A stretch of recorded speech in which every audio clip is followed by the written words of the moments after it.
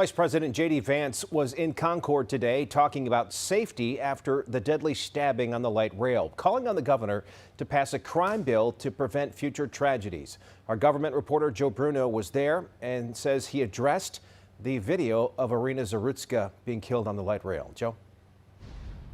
Asked him if he's had the chance to see that video, and he says he has. It is incredibly hard to watch, he says, but it should be motivation for lawmakers to take action. He called on Governor Josh Stein to sign into law Irina's law.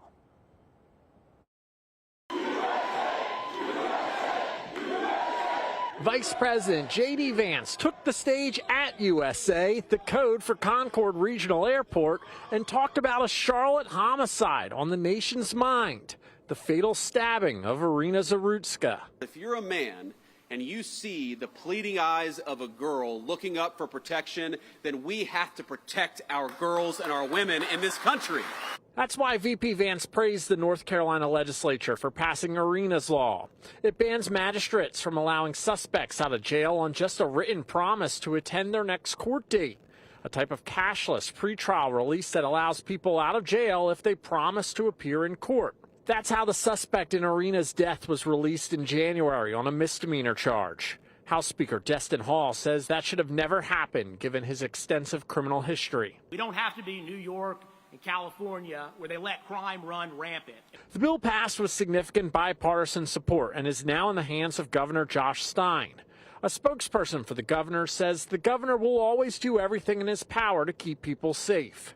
After watching the video, VP Vance says it is imperative Governor Stein signs it. Because what happened to her was really, really disgusting, and I think it comes from a deep and dark and evil place that exists.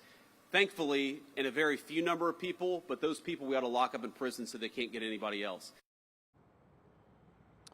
And another reporter asked Vice President Vance if the National Guard is under consideration for deployment in Charlotte. He said not at this time, but he said that the administration certainly would do so if it was requested by Mayor Vi Lyles or Governor Josh Stein. Reporting live in Concord, Joe Bruno, Channel 9 Eyewitness News. All right, Joe, thanks. And next week, the U.S. House Judiciary Committee will come to Charlotte, have a field hearing here. They want to focus on crime as well. We don't know who would testify, but count on Channel 9 to be there on Monday and bring you all the developments on air and online.